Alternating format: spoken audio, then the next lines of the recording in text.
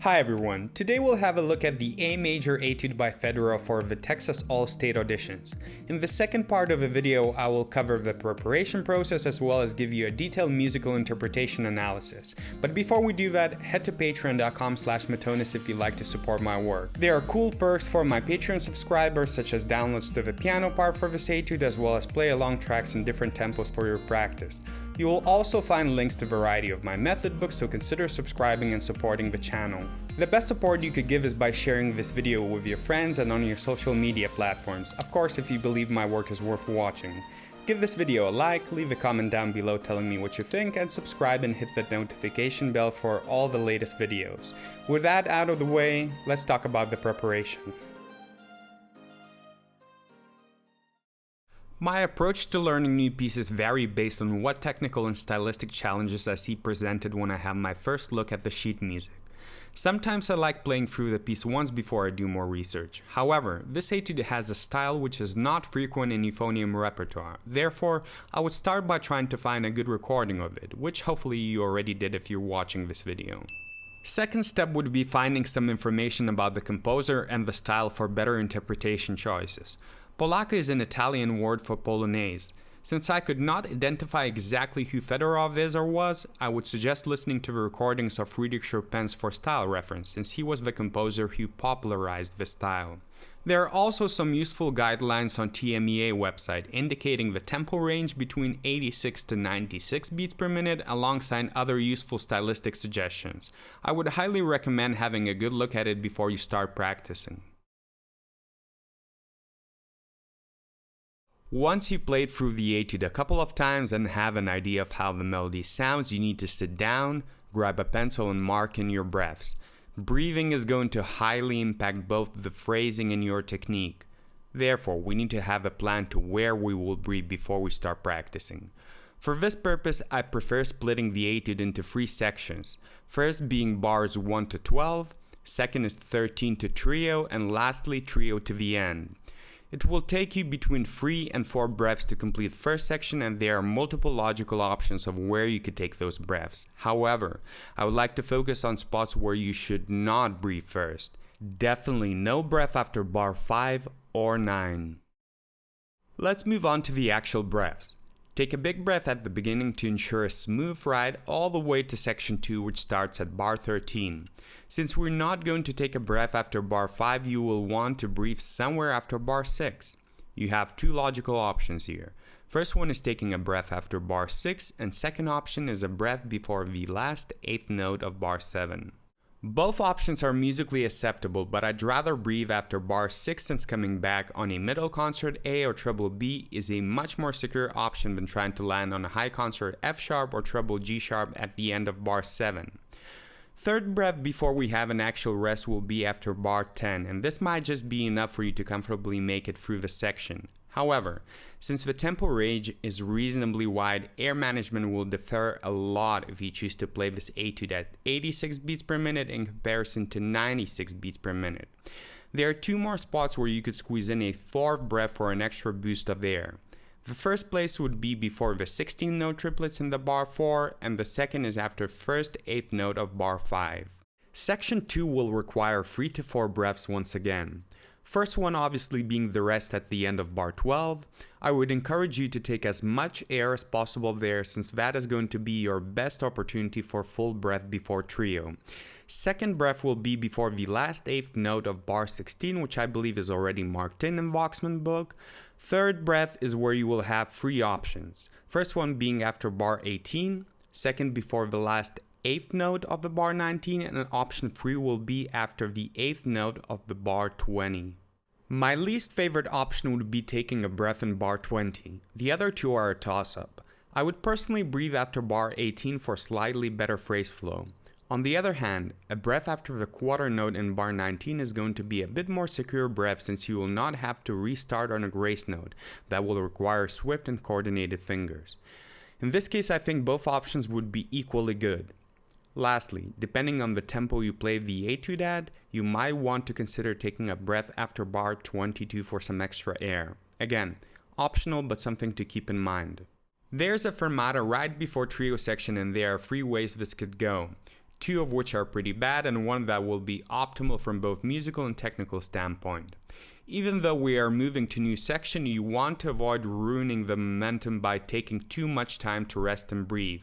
On the other hand, you don't want to be afraid to take a little bit of time with fermata, since we are trying to indicate beginning of new section. A good middle ground and correct way of doing this would be taking a breath right after the last note of bar 24 without any or much gap between the last note and the breath. However, take your time with that breath. Inhale slowly to ensure maximum amount of air is taken, and that will also serve as a fermata before trio. The following 3 breaths are pretty obvious. We will take a breath after bar 28, then another breath before the last 8th note of bar 32, and a breath after dotted quarter note in bar 35.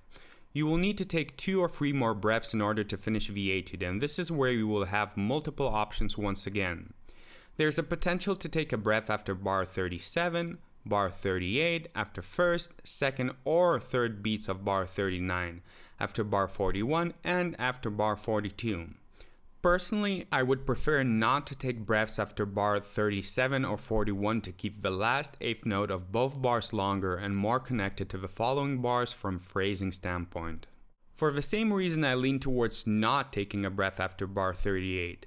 I'm not strongly opposed to taking a breath there, but I believe there are better places from a musical standpoint for it. For example, a really quick breath after the first beat of the bar 39, and then another quick breath right before the bar 40. Normally I would not recommend taking breaths that close apart for musical reasons once again. However, it's one of the few bars in this etude where instead of trying to create a musical moment with a phrase direction, I will be doing that with the dynamic contrast instead, while playing the bars as simple and plain as possible. This allows me to squeeze in 2 quick breaths without messing up the musical flow, as well as really utilize the phrase direction in bar 38. Lastly, you could either opt to take 1 more breath for secure finish if you play the etude at a slower tempo, or try to finish it with the last breath being after bar 39. I don't mind either option, but if you decide to add 1 more breath, you should be doing it after bar 42. It's almost identical situation to bar 38, except for there aren't any good places to breathe in bar 43 or 44, leaving you with 1 option only. Breath requirements will be different when you play this etude at full tempo in comparison to your learning tempo. Therefore, it is very important you mark those breaths and breathe in those specific spots despite all the other additional breaths you'll have to take when practicing slowly. This will ensure that phrasing will fall into right places when you have learned the technical side of the etude, and this will sum up the analysis for breathing related phrasing. Now let's move on to the articulation.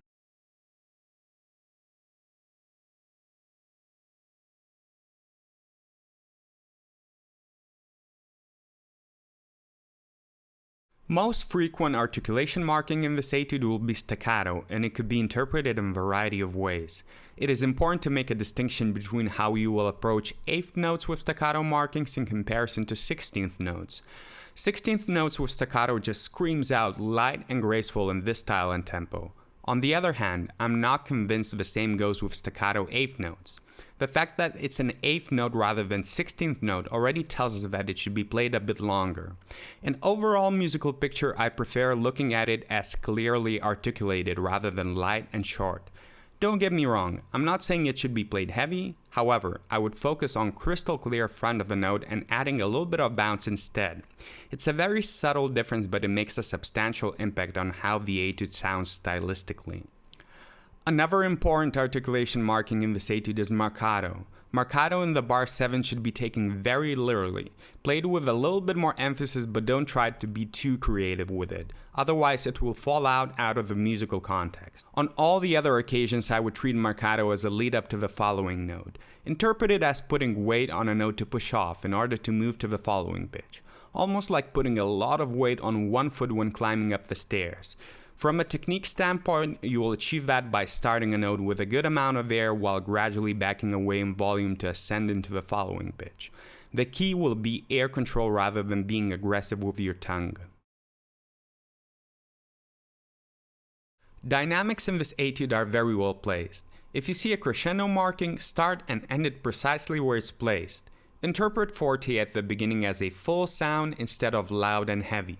Do not overcomplicate mezzo forte. It serves the purpose of creating a dynamic contrast from forte, and that's as far as I would go with analyzing it. Reserve your quietest dynamics for piano at trio to give yourself room to build towards climax point, which is in the bar 37. Again, dynamics are very well placed in this rendition. All you need to do is pay attention to it when practicing slowly, and you will have no issues when performing. Most important thing about the grace notes in this etude is making them sound seamless and subtle. It's very different to the grace notes used in pieces like Carnival of Venice by Arbin, for example, where it's emphasized much more in order to create a playful character. Instead, we want to make sure the grace notes serve the purpose of a light and elegant ornament here. The solution will be quick and coordinated fingers. There are two schools of thought. First one telling to learn the piece without grace notes to start with and add them later, while second recommending starting a bit slower and learning everything as written.